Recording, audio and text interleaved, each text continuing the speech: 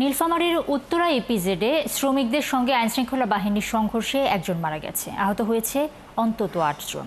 বর্তমানে সংঘর্ষ থামলেও এলাকা জুড়ে থমথমে পরিস্থিতি সৃষ্টি হয়েছে। পরিস্থিতি নিয়ন্ত্রণে নিয়েছে পুলিশ এবং সেনাবাহিনী। বিজয় চক্রবর্তী কাজলের তথ্য ও ছবিতে প্রতিবেদন। নীলফামারীর উত্তরা ইপিজেড এলাকার এভারগ্রিন কোম্পানিতে রবিবার থেকে ছাঁটাই বন্ধ সহ বিভিন্ন দাবিতে আন্দোলন করছিলেন শ্রমিকরা। সোমবার রাতে হঠাৎ কোম্পানি বন্ধের নোটিশ দেয় কর্তৃপক্ষ।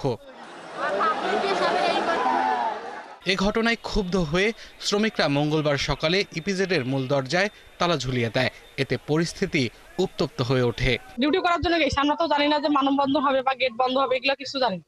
আমাদের কাজটা যাইতে বলছে, আমরা ডিউটি করার জন্য গেছি।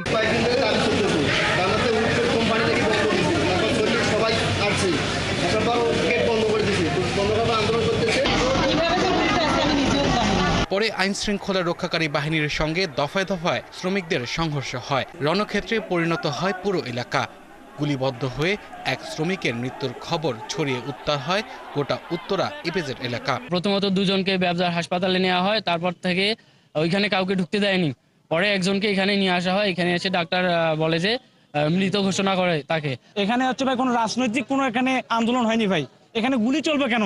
আমার ভাইয়ের উপর, আমার মার উপর, আমার বোনের উপর গুলি চলবে কেন? মারামারি করতে আমরা যাই নাই, তাহলে আমাদের উপরে আন্দোলনকারীদের উপরে বা আমাদের শ্রমিকদের উপরে নির্মমভাবে গুলি করে আমাদের শ্রমিক ভাইদের হত্যা করা হলো কেন? নীলফামারী জেনারেল হাসপাতালের জরুরি বিভাগের কর্মরত চিকিৎসক জানান, মৃত অবস্থায় ওই ব্যক্তিকে হাসপাতালে আনা হয়। তার বুকে ক্ষত ছিল।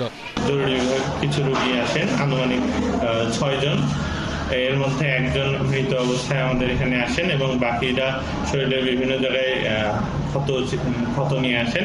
তারা বর্তমানে চিকিৎসাধীন আছেন আমাদের অন্তর্বিভাগে। পরে পরিস্থিতি নিয়ন্ত্রণে নেয় পুলিশ ও সেনাবাহিনী। তবে সংঘর্ষ থামলেও এলাকার পরিস্থিতি থমথমে হয়ে আছে। এখানে কোনো লোক নেই, কোনো মব নেই। এ বিষয়ে প্রশাসনিক পর্যায়ে কার্যক্রম চলছে, চলমান আছে এবং সার্বিক নিরাপত্তা পরিস্থিতি এখন নিরাপত্তা বাহিনী সম্পূর্ণ নিয়ন্ত্রণে রয়েছে। নিহত ওই শ্রমিকের নাম Mohammad Habib. Ventura leather manufacturing কারখানায় কাজ করতেন। আব্দুল্লাহ মামুন, ৭১।